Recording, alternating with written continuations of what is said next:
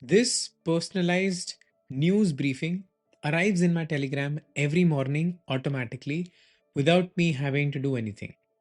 This is based on the Ambient AI agent pattern. So in this video, we will walk through the solution which I built using Google ADK, the Google Agent Development Kit, and deployed it to Google Cloud Platform. So you can adapt the same pattern to your own use case. The complete code is linked in the description, so do check it out. Now first, let's look at the message that the agent sends to us on Telegram. So the message reads, here is a curated news summary for you. This is the profession that I have provided. This is the location that I have provided, and it picks up the date automatically based on the time zone. Then what I have tried to do is to categorize the news into different categories, around 7 categories. So first is global updates. I see the title, then I see the summary of the news. Now, when I go through the summary, I feel that I do not understand a few terminology. So I have a separate section called as context, which explains the key terms which are mentioned in the news summary. Then the next question that comes to my mind is, how does this news affect me? Right? So I've added a section which tells me how this news affects me and my lifestyle. So there is financial impact, then there is career impact, there could be travel impact. And finally, what action that I can perform or do based on this news. For example, stay informed about so and so, right? So similarly, there is business and economy, and you will see that the same format gets followed across all these news categories. So there are broad news categories. So there's business, there is sports, there is entertainment, there is technology, there is science, health. Okay, now this was the first core section. The second core section is a local updates.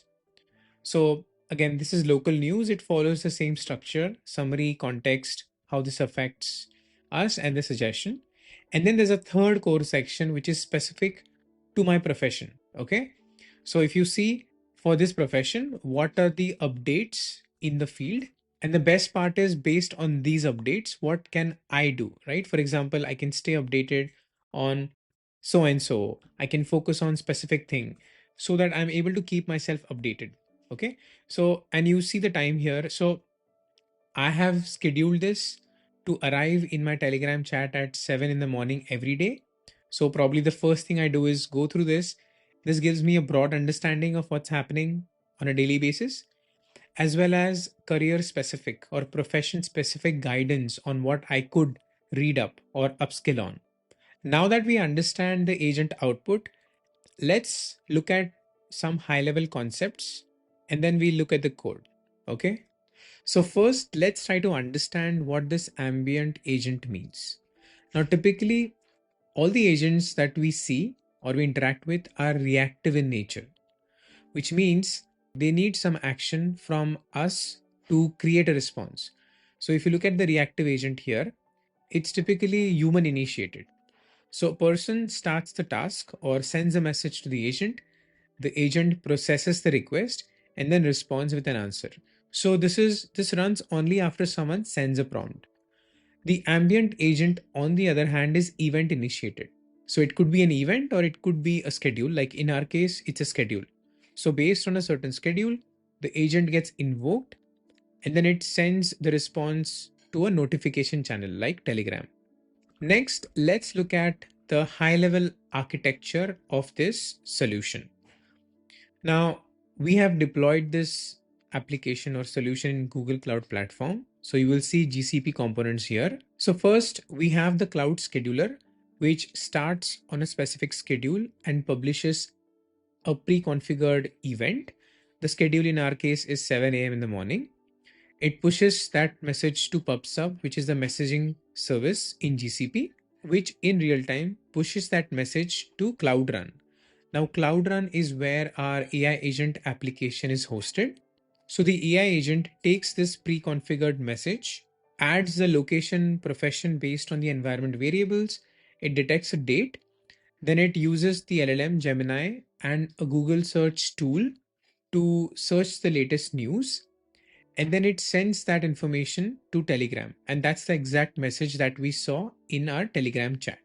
Do check out this architecture.md file. It has a lot of information. It talks about the execution lifecycle. So, what are the different steps that happen and what data flows through each step? Okay, so do check it out. For now, let's look at the code. First, let's look at the agent code, which is in agent.py. Okay, now let's look at the agent definition. Okay, the name of the agent is News Awareness Agent. We're using Gemini 2.5 Flash. There's a description. It has instructions, which we'll look at. Then there are tools, and then there are callbacks. Okay, now we have covered each of these fundamental concepts in our ADK playlist, Google ADK playlist. So do check it out. We have covered how to define an agent, how to define instructions, which we will look at in a moment, how to add tools, what is function calling, what are callbacks. All of this are covered in special separate videos in that playlist. So if you are new to these concepts, do check out that playlist. But now let's look at the instructions. Now, if you look at the instructions, they are pretty extensive, and we have tried to follow the best practice to include all the different types of components. So first we have the objective and the persona of the agent, the instructions. You will also see that the state is injected into the prompt. Okay, there's a location, there is profession, which gets injected into the instructions. Then we have constraints, which are important, and ultimately the output format. So the reason why you see the structured output format in the Telegram message is because of this section. So you can see that we have specified that format. There is the news category, the headline, the summary, the context, and so on, right? And this gets followed across all the news categories. Then we have a second core section of local updates and the third core section for the profession. So now you're able to connect the dots on why that Telegram message was so structured and was so customized and personalized. Okay, so these were the instructions. Now for the tool, we are using a pre-built Google search tool, which is provided inside Google ADK. Okay, so it's out of the box. Then we are using callbacks. So we have the before agent callback, which is a callable or a function which runs before the agent gets invoked. So the objective of this callback is to extract the message it gets from PubSub, to extract the location and profession from the payload, and then to inject the current date into the state. So this is what happens in this callback. Okay, let's look at the after agent callback, which is a function that runs after the agent gets executed. Now, this is important because this is where the agent's final response is extracted and it is sent to Telegram. Okay, so we extract the latest text message from the agent, and then we have defined a custom method sent to Telegram, which then sends this information. And this is a custom function that we have developed, which you can find in here telegram.py. Okay, so do go through this. This has the URL, and then it injects the bot token and it's able to send it to our Telegram chat specific chat ID. Okay, this is that function which does the magic of sending the agent response to Telegram. Okay, so this was the agent code. It was mostly driven by two things. One is the detailed instructions, and the second is a Google search tool which helps to get the latest news. Next important piece of code is this fast API app. Now this is the wrapper which is responsible for converting our agent into a web service. So the interesting thing is we are using ADK's native Get Fast API app, which is a wrapper which takes care of everything under the hood. So it creates a fast API app. It automatically exposes this route endpoint. It's able to decode the message from PubSub. It's able to retry. It creates session. It's able to maintain state using the in-memory service, and it's even able to acknowledge the message back to the messaging service, right? That it was a successful acknowledgement. So All this is automatically taken care by this method that's provided by Google ADK. So we don't really have to write a lot of custom code here. So you can see that it's pretty simple. You provide the agent directory, and then we provide the trigger source as pub/sub so that it automatically creates this route for us. And then we have the Docker file, which is used to containerize this application. This is a simple Docker file. And the entry point is what we just saw, right? The fast API app. Okay. So now we looked at the agent code, then the fast API wrapper, then the Docker file. Now let's shift to the deployment aspect where we deploy this application and provision different services within Google Cloud. Now, if you look at the deploy folder, what I've tried to do is this single script deploy to GCP takes care of end-to-end provisioning of this entire solution architecture. So you have to have a few prerequisites which are outlined in the README file.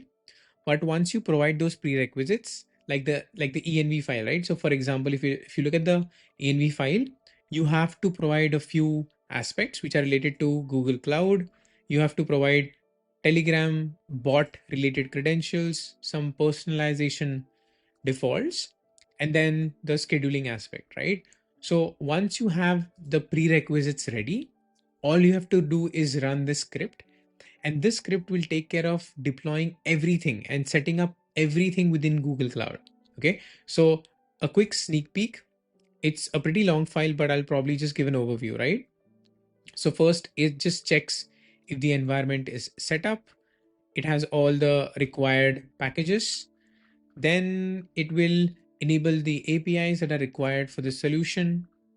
Then it will try to reach Telegram through the local machine. And even if that's not possible due to some constraint, it will just throw a warning.